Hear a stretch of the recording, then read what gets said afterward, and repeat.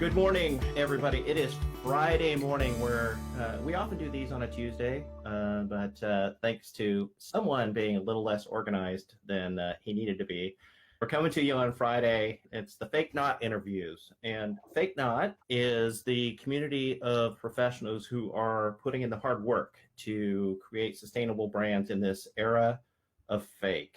And with me today, I have Erin Sujan of Sujan Creative. And met Erin a little while ago, and the reason I wanted her to come on the show and talk with us is I think a really great perspective that her firm has about content marketing and telling that story through digital media. So Erin founded a content marketing agency, and she talks about how they're all about telling stories. And there's so first of all, welcome, Erin. Hi, Ken. How are you? I'm good. I just like to talk and just have somebody on and just I keep talking the whole time. So I'm good with that. I'll just sit here. My dog's right here. Yeah. It's my own unique show.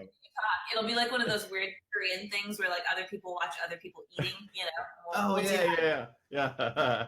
Well, I just it's my own special little show. It's where I just have people come on and sit there, and I talk about everything I think about. Exactly. An immediate audience, captive audience. Yeah. But I think it was really cool because I think as we got to know each other and started to appreciate the work that we each do, one of the things that really caught me and that we talked about was that you're careful about the clients that you work with. And, and we were talking about that. And it's that you want to work with clients who are willing to put in the hard work to know their story, understand the story. And there's something I wanted to read from your site that I thought was really good. It's where you talk about we're the real story, the truth, no matter how uncomfortable it is, no matter how difficult that might be for us to do so. Because at the end of the day, people don't buy your product. They buy the reason that you make your product. They buy you, they buy the concept. I think that is such a beautiful description of how people need to be thinking about what is my brand story. Mm-hmm. Because I think we get so caught up in it's this market and this category, and this is what people are looking for. So the first thing that I just wanted to get your perspectives on is, okay, so it's great, content marketing, storytelling, those are easy things to say. Everyone's talking about it, all that kind of stuff. Mm-hmm.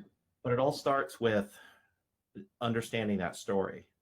And that can sometimes be one of the most difficult things. So how do you go about when you start working with a client or even with an ongoing client, how do you start to get them to tell that whole story? How do you get the story? What are you looking for? What are you trying to get out of them as you talk and understand that story? So I come at it from a story structure standpoint a lot of the time. Mm-hmm. I think like in the early days, I kind of did that naturally without really thinking about it. But when people do ask, well, I have no idea what my story is. Or I think a lot of us as entrepreneurs, we have a lot of faith in our product or our service, or we have a lot of faith in what we do and the quality of our work, but we don't necessarily have faith in ourselves sometimes. Mm. We kind of aren't, we don't think we're very interesting sometimes, we think we're like, oh, well, yeah, but the story's kind of boring. Or you think, oh, well, I don't really want people knowing that I got laid off and that's why I started my business. We put ourselves down a little bit and we don't have that confidence. So I did start coming at it from a more structured standpoint so that it would kind of give people a little bit of a, just like a guideline, and it becomes a little less intimidating that way. So I come at it from like a 3-act structure, kind of like a play. So if you've ever done creative writing, or it kind of goes back to high school, like a lit class. You've got the setup and you've got the problem and the solution. I call it a problem and a solution, but classically you would call it a conflict and a resolution. Mm-hmm. So the setup is, where were you born? What did you like to do as a kid? Basically anything that from your life that you can relate back to your business and why you began it. Mm-hmm. And the problem would be why you started the business. For a lot of people, it is either that they got laid off or that they just hated their corporate day job. You know, I've heard people tell me like, I was going to work like seriously numbing out on the freeway, you know, every day, like almost in tears, just couldn't stand going to, you know, going like giving my soul to this job every day that I didn't want, I didn't like, you know, and this is all I do. And that's a lot of people's stories. That's a lot of times that's the problem, is that there's just like this deeper need to create, or this deeper need to have an ownership of your life and to feel that you really are driving your own destiny on some level, you know? And then the third act would be the solution. How did you solve the problem? For most of us, it's not a resolution, it's a solution, right? That we came up with a solution, we're still pursuing that solution in order to realize a dream of some kind. So that is the structure that I give people.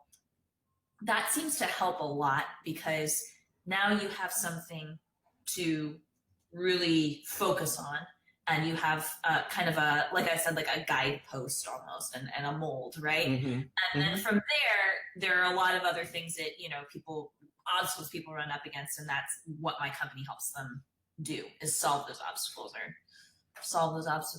don't think that's the right sentence. But anyway, you know, jump over them, get them out of the way. You know, it's interesting because I think one of the things, you know, coming from the research world, where oftentimes we're getting people to tell their stories for the intent of understanding the motivation underneath it.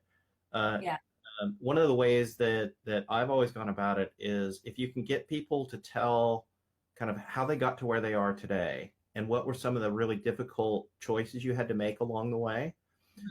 I loved when you said, nobody thinks that they're interesting, because I think every single time when I talk to somebody and I get them started down this path, nobody thinks they're very remarkable. And so they'll always say like, oh, well, nobody's ever really asked me that before. And then they start talking about this, and I guarantee it, I don't think there's a single interview of the thousands I've done that you don't find some remarkable little aspect. Oh yeah.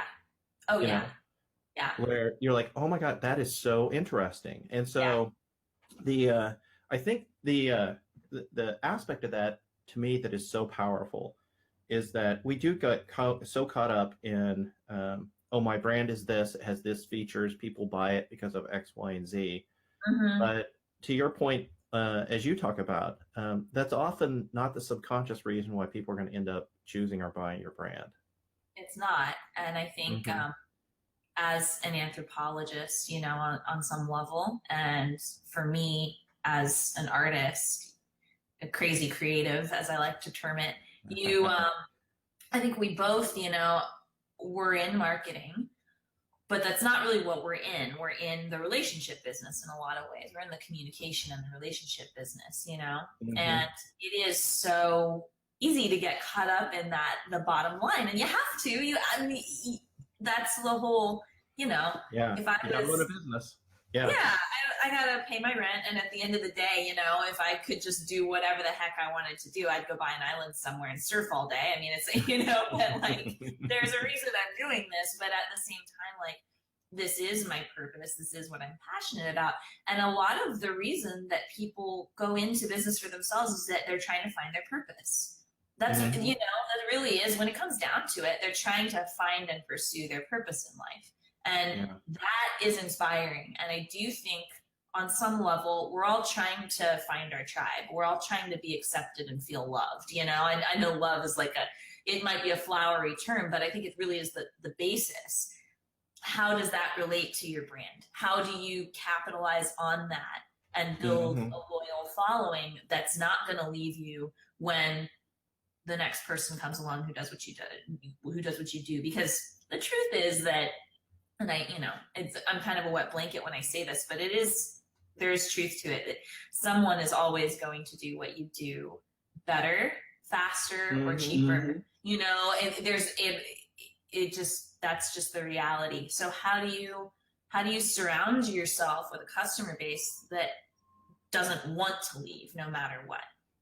Yeah. I think that that's through storytelling. That's what the data is showing now. You know, once you get people immersed in that story, they don't want to leave.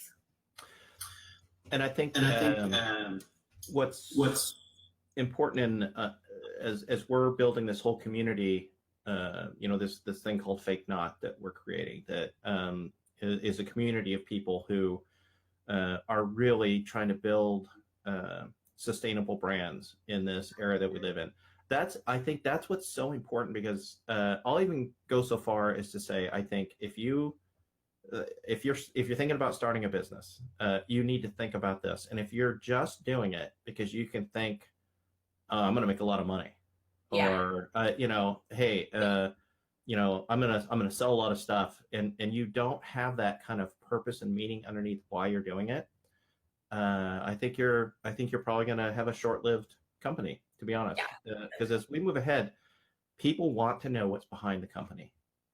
They want to know what's underneath it and what's happening and why you're doing what you're doing, large or small. Yeah. And it's funny too, because I mean, just from a practical perspective, I think most people don't realize what they're getting into before they start their business. So if you don't have that purpose, your purpose in life at this moment in time is not to make this thing work, like it's not going to survive. I have a good friend who says, "Oh yeah, working for yourself, you get to choose which 12 hours of the day you want to work." That's like, everybody's like, "Oh, you get to choose when you want to work." He's like, "Yeah, I get to choose which 12 to 16 hours of the day I want to work." Yeah, and when my clients need me to work, Exactly. Yeah. But kind of hysterical, but I think you're totally right. Like, and most of the people that do succeed, whether they realize it or not, they might think, that's my dog, by the way, this is Charlie. He's my associate. He likes to take power naps, but he feels like he's more effective. The interesting thing about it too is that, like, most people who are successful, even if they do really deep down, they think, oh, well, I did this because I thought this was just a great idea. I thought that this would sell a lot and I'd make a lot of money. Like, you can come at it from that perspective, but most of the time, I mean, not most of the time, all the time, when you really, and when you really interview with them, when you really dig deep, you find that there is a purposeful reason, down there, that, like, it's very it's usually very passionate and very intense, and it may not be that they're passionate about this product, but perhaps they're very passionate about living a life that they choose, as opposed to their family who wasn't able to do so, their grandparents or their parents, who they saw grinding away and they weren't able to do this for themselves and enjoy their lives. I mean, there's all kinds of reasons, but unearthing those reasons and sharing them with people and being transparent about them, that's what's going to get people to latch on, and stay. I just went through that the other day with a client, actually.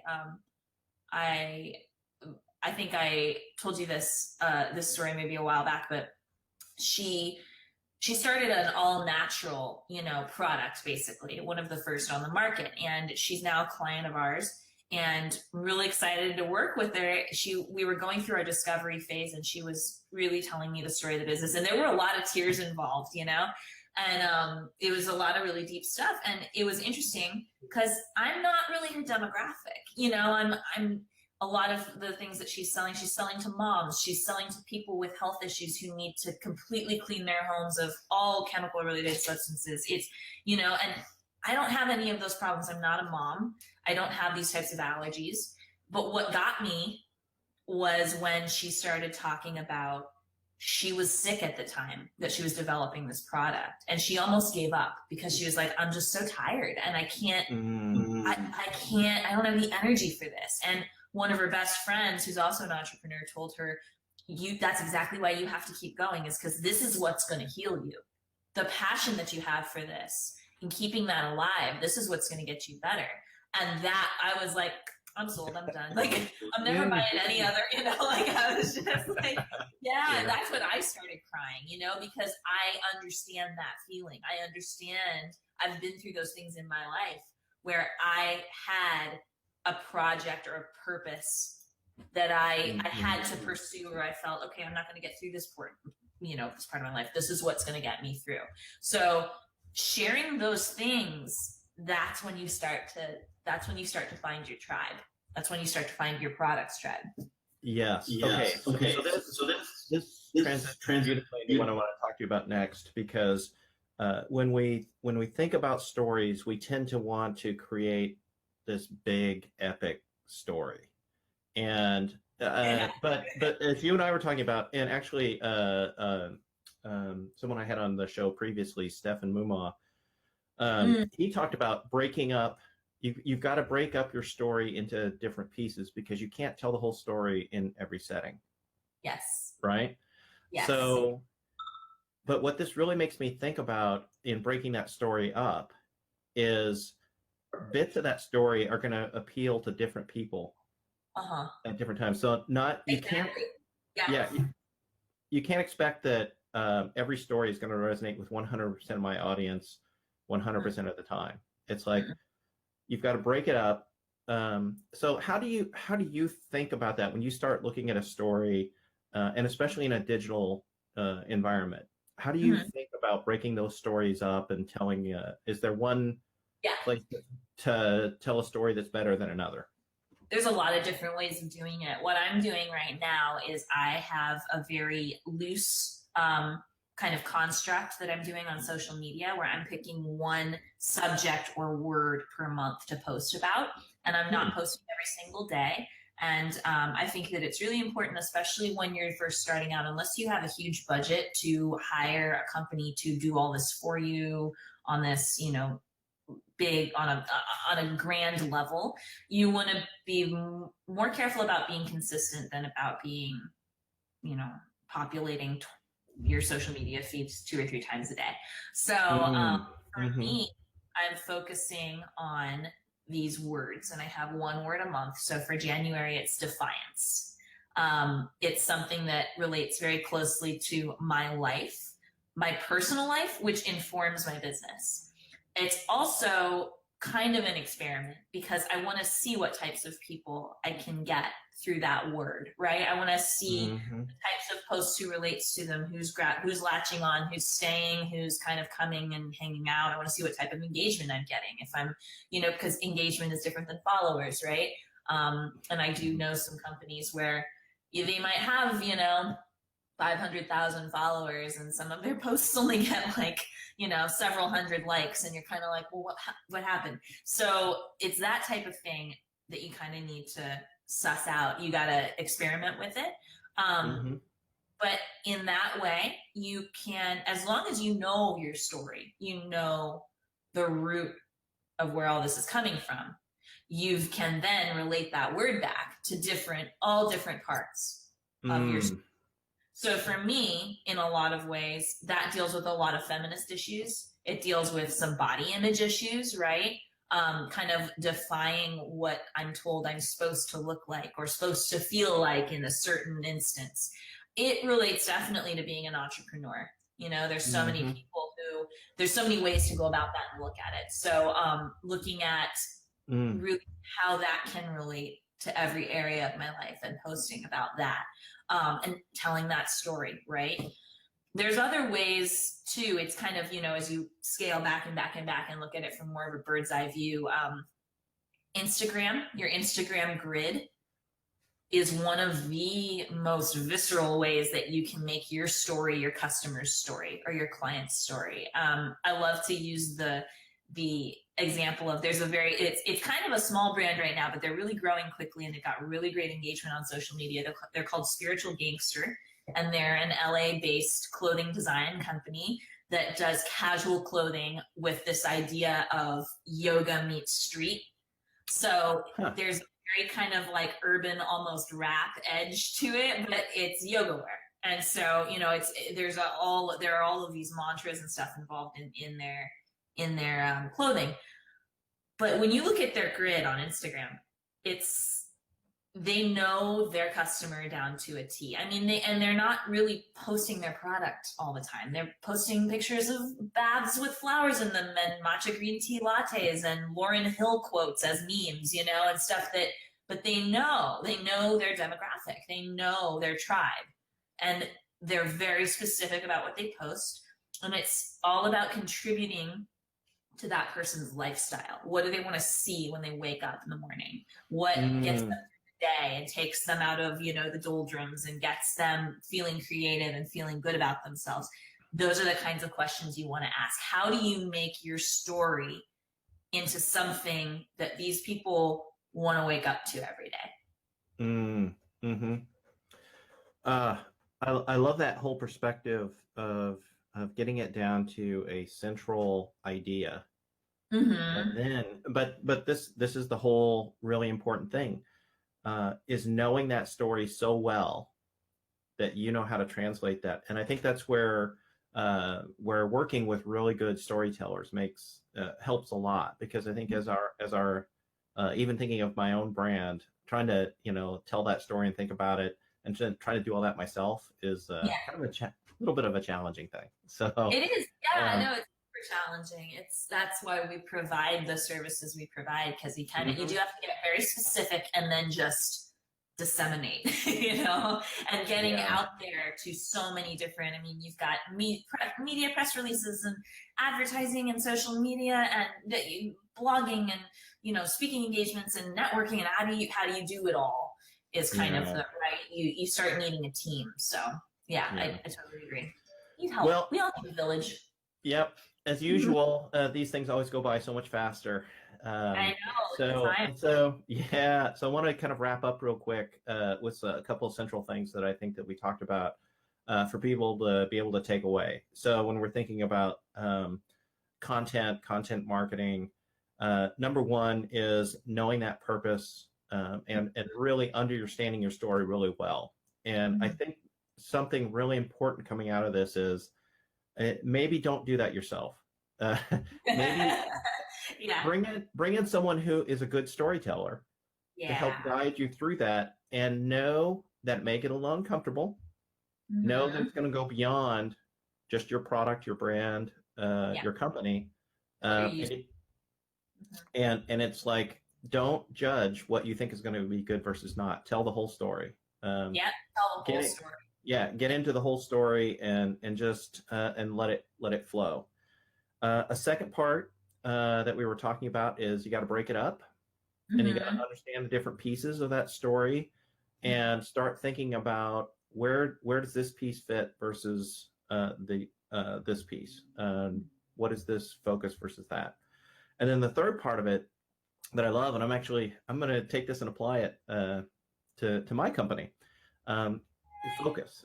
What is that? What is a word or an idea that we want to concentrate on and focus around, and then how do we bring our story around that? And Yeah.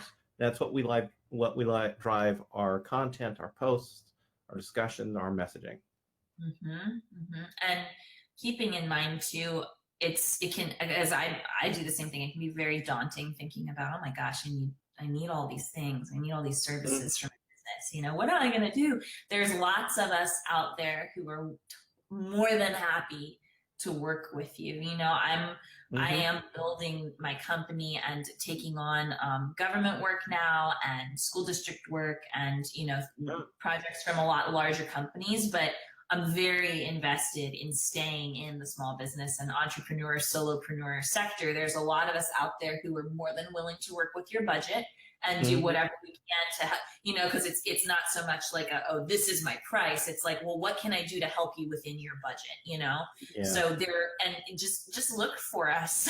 There's a lot of us out there, who are really happy to help and try to help you, because it's so important.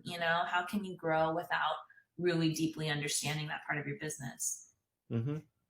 So just on a quick note, anything you're doing outside of work that's cool or interesting that you want to share?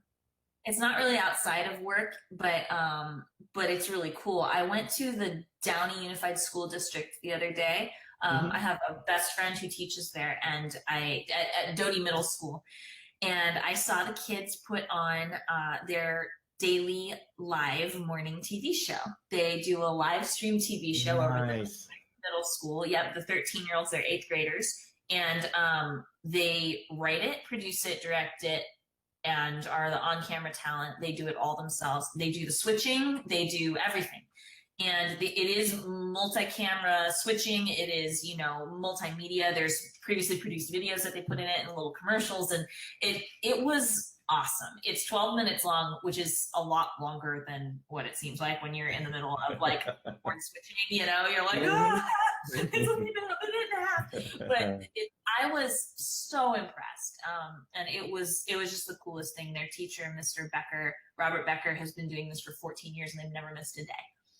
Nice. So yeah, and I was like, wow, that's such a great experience, and kids are capable of so much more than we give them credit for sometimes, yeah. So I was really, really impressed by them and by the school and the kind of resources that they're willing to put into something like that, Yeah.